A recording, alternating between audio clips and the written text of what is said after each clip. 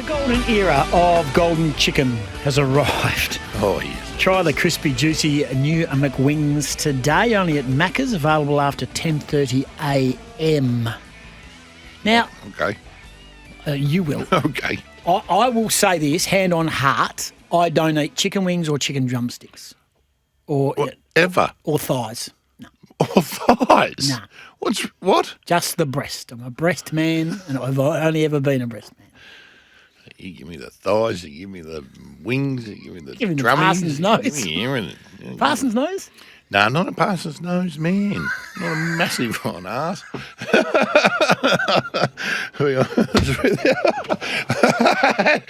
You know what, in my head I said, don't say it. It had to be said. Anyway. Come on, mate, regroup. You can't say that. Oh, wow. Ox is ready. Hey, morning, Ox. How are you? Hey, Ox. Morning, boys. Yes. What sort of chicken man are you? Without a doubt, popcorn. Oh, popcorn chicken. Mate, comes off right near the parson's nose. So really dear good part of me, the yeah, job. you get that from Macca's as well. Hey, you said this last week.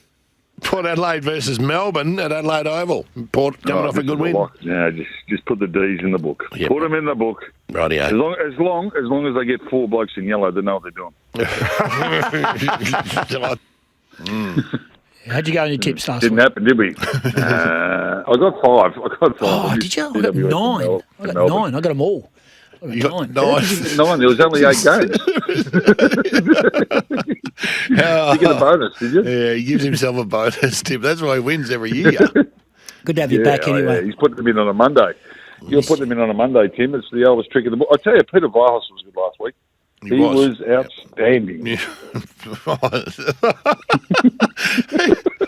Don't. He's been in such a good mood today, mate. If he thinks he's replaceable, he'll get real cranky. Toolkit Depot's end of financial year sale is on now. I'm only joking, Tim. You are the man. You are the man. And I'm the king. You're in control. Hey, nice work by you. Hey, mate, are we down to? I know it sounds really redonkulous. Are we down to 2 teams can win the flag from here, or are you still a believer that the Adelaide Crows and Brisbane and Hawthorn and the Suns and the Giants and Freo and Western Bulldogs, or are we really believing that Geelong and Collingwood are just so much better than everybody else? I think it's a very precarious time of the year to start, predicting that there's only 2 left. I think there is such a long way to go. We've got injuries to play out. But I think there's 4 or 5. I think definitely those 2 you mentioned. I think Adelaide and GWS are serious at their best, and Hawthorn are sneaky. So I think they're your 5. But I think Geelong, I'm just starting to see Geelong's depth now and starting to see their versatility, not only in the midfield but up forward, down back there. I look at their profile, their list. Good luck if you're going to beat Geelong when it really comes. If you can afford to have Patrick Dangerfield just sitting in the forward line, having 8 or 9 touches and doing what he does, you've got grunt through the midfield with 2 of the quickest blokes in Bailey Smith and Max Holmes. You've got a back line that is just, Mark Blitzhouse can play wherever he wants. Then you've got probably one of the most improved wingers in Ollie Dempsey. And they've got forwards like Manor and that. They just pop up from nowhere. They're just good. They're just so good. I think they're better than Collingwood, and they're just absolutely positioning themselves for a finals tilt. And if you beat them, good luck. I think they're the ones. Even though Collingwood have been exceptional this year. Yeah, you worry about Collingwood whether they can maintain it, and they need to be injury free. That's for sure with their older boys. But no one manages their list better than Geelong Ox. Like during season, season, they manage it beautifully. So when the September comes, they're in rip and nick. Well, just the players that aren't even getting a game. Like Jed Buse can't get a game. Like Ollie Henry's not getting a game. We're talking about players that was, walk-up starts at just about every other club. So no, they've got really good.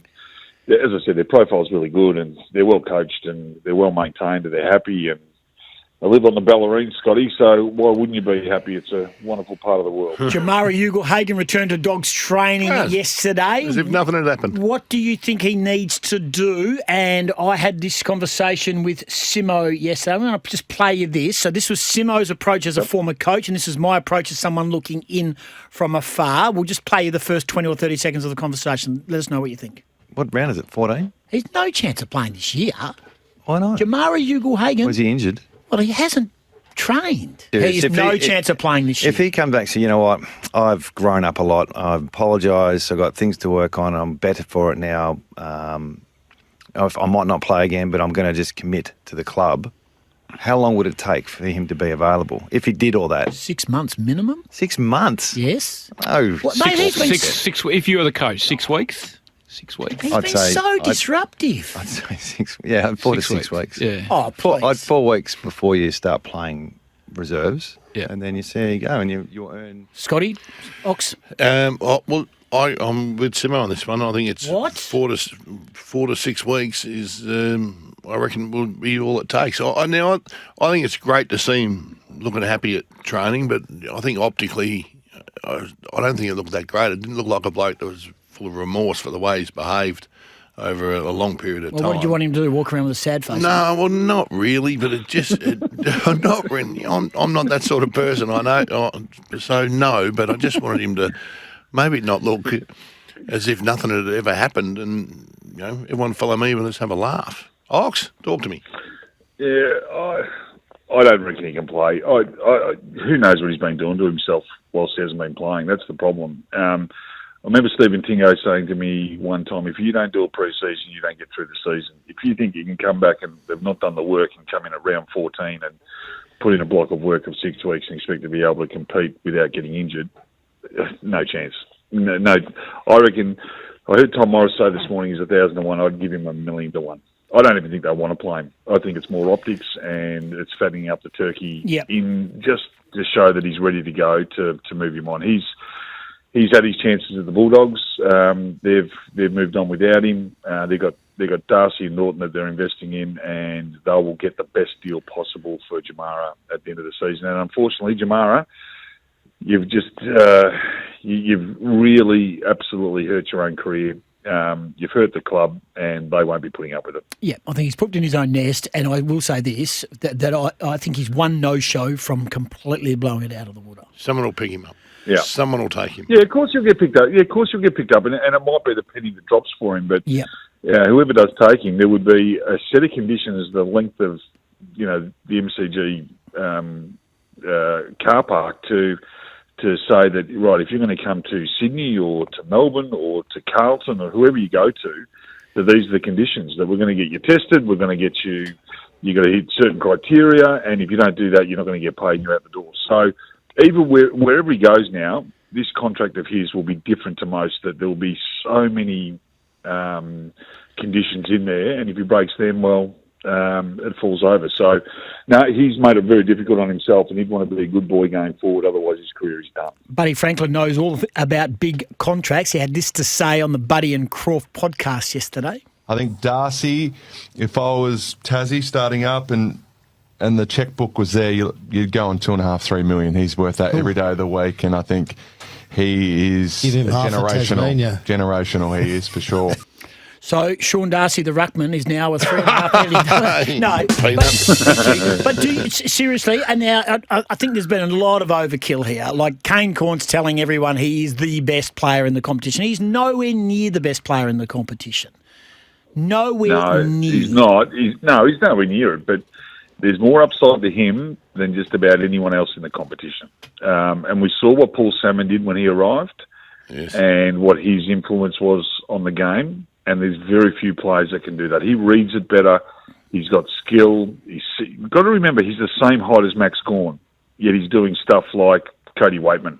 And that's the thing that separates him from the others. But the risk with someone like Darcy, and we saw it with the knee, if you sign him to a Kozzie Pickett deal and you're 7 foot, you only need a string of injuries and then you're hamstrung, with your salary cap. So, yes, you take a punt on him, but if you are Tasmania, you are going to open up the checkbook. He's worth 2 or 3, I doubt it, but he's worth very high ones at the moment. Luke, Sam Darcy's not going anywhere. His dad played with the Dogs. He's not moving. I can't. Getting him out would be like trying to get. I don't know who's another. It'd be trying like getting Max Gawn out of Melbourne. Yeah, that's right. You know, they're ingrained, or Pendlebury out of Collingwood. So or a Dacos out of Collingwood. It's almost impossible to get him out. So it's all right to hope. But the other thing about this is where we realise the worth of a very good tall forward. There are just not many of them around, and when you find one, you've got to hang on to them. They're more important than any midfielder. Because midfielders are replaceable, but big, tall forwards, they're not. There's probably 5 in the competition worth anything at the moment, and that's the rarity of them. Don't screw those up at me. I'm celebrating that comment because I've been saying it for 10 years. Yeah, I know, but you're pumping your hands like you were a tall forward. You're about 4'8". Oh, you were. No, he was a gun, Tim. Scotty Cummings leading up, you know, and the thing you had, Scott, was that big rump and your timing of leads and your hands and your kicking. You were just all-rounded, mate. Wasn't expecting all-rounded. What a beautiful moment. Sucked in, Goss. Are we on air? Yeah, sucked in, mate. I was a fan. Dear me. I was here in the whack and I should have turned the lights out. Hey, Oxenator, here we go. We need your tips because we've got State of Origin Rugby League tomorrow night, so we can't keep them waiting. Fremantle, Essendon, that's Thursday night. Essendon decimated, 14 of their best 22 out. Fremantle should win easily. And well done to them last week. North Melbourne came at them. They knocked it off the bye. A gutsy win. Did someone say Gary Ablett out of the Cats? Someone just Remember, he did leave. Gary Ablett Jr. out of the Cats. Which one of you said clever. it? What? Didn't either of you say Gary Ablett leaving Geelong?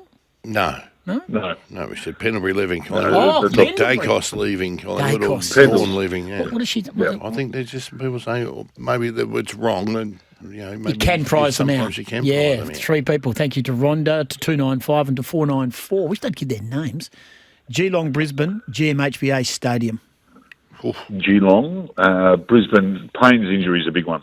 We saw that. We saw what happened to GWS. They were just able to get off the chain and unfortunately for Brisbane, Geelong have some very decent forwards in Cameron and Neil, who's just improving. Geelong get that done. Yeah, very true. Carlton, North Melbourne, we saw them both live here on the weekend. I'm very confident North Melbourne can beat Carlton.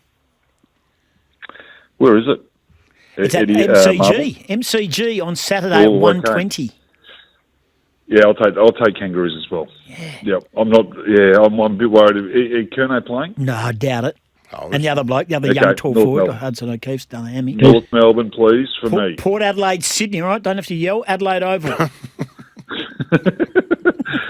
Sydney.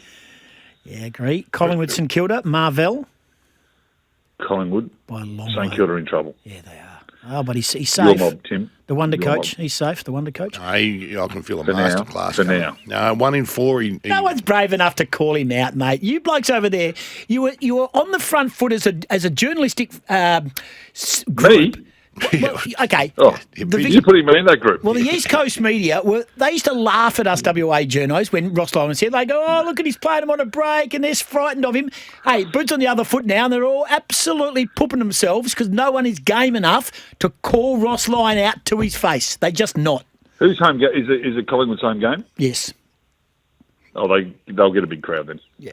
GWS Gold Coast. Yep. Gold Coast. GWS Gold Coast. Yeah, you're not convinced on GWS. Yeah. They're so up and down, aren't they? I am convinced, but not. I want to see 2 or 3 weeks together. Last one, and Bulldogs beat Richmond. Bulldogs beat Richmond, yes. How are we going with a bottle of wine? He's got it. He's got it. I sent it to him. He's already there. Yeah, should have arrived. Yeah, I've got to have it. So he's going to Brisbane, $6.50 a year, done. Oscar? Oscar, done. $6.50 is not much. Yeah. Isn't it? Is he worth more? Yeah. I don't think he's worth more at the moment. No, I'm with you. No, I think $6.50 is about right. What about the 9-year deal for Kozzie? Oh, wow. Yeah, I thought we could have got 11. Tim, there are some players occasionally that come along, and I know that he's not a bona fide superstar just yet, but he brings people through the door. He's the only player. He's only one of 4 players this year to play midfield and kick 5, and he's done that on a couple of occasions. Only been up 4 times. He's got X factor, and there's probably more to play than just his footy with this. Not in the top 10 players in the AFL.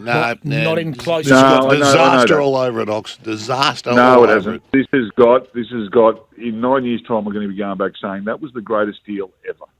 We'll take a break. Thank you for joining us. We always like Legend. it. You're great. Thanks, boys. Have a great day. You too, Ox. Toolkit Depot's end of financial year sale. Get big savings on your favourite tool brands. Speaks a lot of sense. He does. He really No, he's knows good his today. football. He was Certainly good the today. past as well.